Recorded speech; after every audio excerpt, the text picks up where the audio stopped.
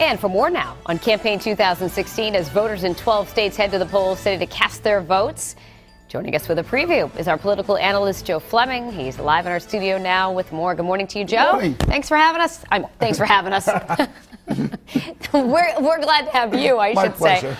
All right, let's start that one again. All right, let's begin with the Democrats, because obviously we just talked about Bill Clinton being in the Bay State. A lot of focus on Massachusetts today. Right. How are we expecting the Hillary-Bernie race to shape up today? Well, this should be a good day for Hillary Clinton. Bernie Sanders right now is ahead in the state of Vermont. Oklahoma is doing well, and Massachusetts is running fairly even. Besides that, Hillary Clinton should run the table. And down south, she should run it with some very large numbers, which is what she's looking for. She's looking to build up the delegate count to make it a situation where Bernie Sanders, even if he wins some other primaries, cannot close that gap. And the race is basically over. You know, we were talking about some of the other details of what's going on besides the campaigning, fundraising, for example. Right. You know, Bernie Sanders' campaign still raising over $40 million, but it seems to be, and even the candidate himself is recognizing that while he has the young vote, they're not getting out there to vote. No, young people traditionally do not get up there and vote. Barack Obama got more young people out there. Bernie Sanders has got some young people out there, but they don't vote in big enough numbers to make a major difference, especially when the turnout gets very large.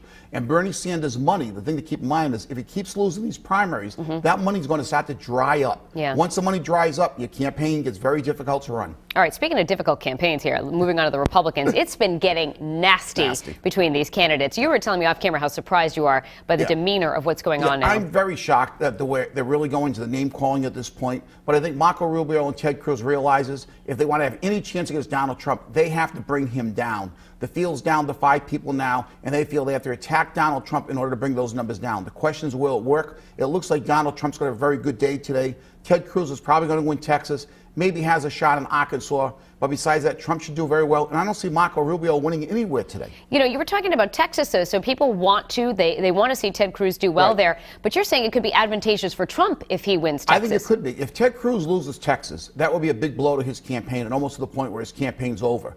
If I'm Donald Trump, I want Ted Cruz in this race for a couple more weeks because on March 15th, you got Florida and Ohio, 2 big delegate states, but states where it's winner take all. And the more the anti-Trump votes divided, the better for Donald Trump. All right, so you think tomorrow morning when we wake up and it's all said and done, it's going to be a clear victory for Hillary and for I think Donald Trump's going to do very well today. The question is how many delegates could Cruz and Rubio get away from Trump today. But I think Hillary Clinton's going to have a very good day. And we're in for a long day, too, because the polls don't close till 8 o'clock in some spots, and we have time zones to be concerned about, too. We have time zones that go over to Alaska. So, I mean, I think by midnight we're going to get most of the results in that we want to see. All right. Joe, thank you so much. And remember, the polls open in Massachusetts at 7 this morning. We'll have continuing coverage throughout the day. If you'd like to see this interview in its entirety, including that wonderful intro that I gave, just head to WPRI.com.